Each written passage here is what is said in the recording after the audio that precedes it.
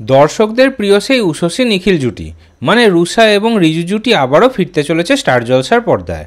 2013 সালে শুরু হয়েছিল তোমায় আমায় মিলে ধারাবাহিকটি। ওই ধারাবাহিকটি কিন্তু এখনও দর্শকদের খুবই প্রিয়। এই ধারাবাহিকের নায়ক রিজুকে আমরা এখন কিন্তু কোনো ধারাবাহিকের প্রধান নায়কের ভূমিকাতে অভিনয় করতে দেখতে পাই না। মাঝে মধ্যে কিছু ধারাবাহিকে তিনি অভিনয় করেন, তবে সাইড রোলে অভিনয় করেন। ওদিকে অভিনেত্রী রুষা চ্যাটার্জি অনেকদিন হয়ে গেল বাংলা সিরিয়ালে অভিনয় করেননি।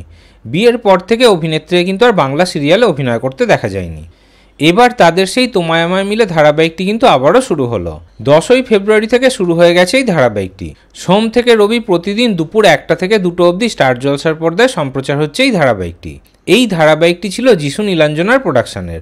আপনারা তো সবাই জানেন যে কয়েকদিন আগে যিশু এবং নীলাঞ্জনা তাদের প্রোডাকশন হাউস আলাদা করে নিয়েছেন। তারপর নীলাঞ্জনা সেনগুপ্তর নতুন প্রোডাকশন হাউসের একটি নতুন ধারাবাহিকও এসছে, আর সেটি হলো আনন্দী।